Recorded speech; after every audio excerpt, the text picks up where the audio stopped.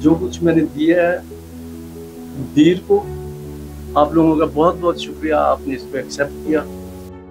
यहाँ पे जो क्वालिटी देंगे हेल्थ सर्विसेज की वो इस कदर ज्यादा होगी, इस कदर ऊंचे लेवल की होगी कि हम अपने और अपनी औलादों का इलाज भी इसी अस्पताल में करवाएंगे। इंशाअल्लाह जिंदगी हुई 5 साल बाद, 10 साल बाद, मैं ना हुआ और लोग आके देखेंगे कि ये सिर्फ ये 25 बेड का या 30 बेड का अस्पताल नहीं होगा, इसके साथ इंशाअल्लाह पूरा एक टीचिंग हॉस्पिटल होगा।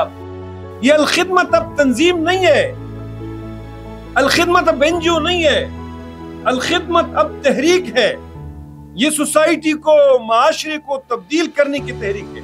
ये एक तोहफा है जो बहुत कम मुद्दत में इस लिहाज से कि डॉक्टर अकमल साहब मुसलसल इसका फॉलो अप करते रहे और एक बरकत प्रोजेक्ट है। ये चूंकि टूरिस्ट का मेन रूट है, यहाँ पे कोई भी रास्ते में इतना बड़ा हॉस्पिटल नहीं है।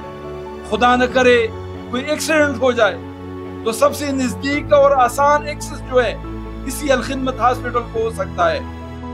इन सबको मैं दीरबाला की आवाम की तरफ से सरजमीनी दीरबाला की आमद पर खुशामदीद कहता हूँ और उनका शुक्रिया अदा करता हूँ। ये अजीम शान अस्पताल जो उन्होंने दीरबाला की आवाम को तोहफे में दे दिया।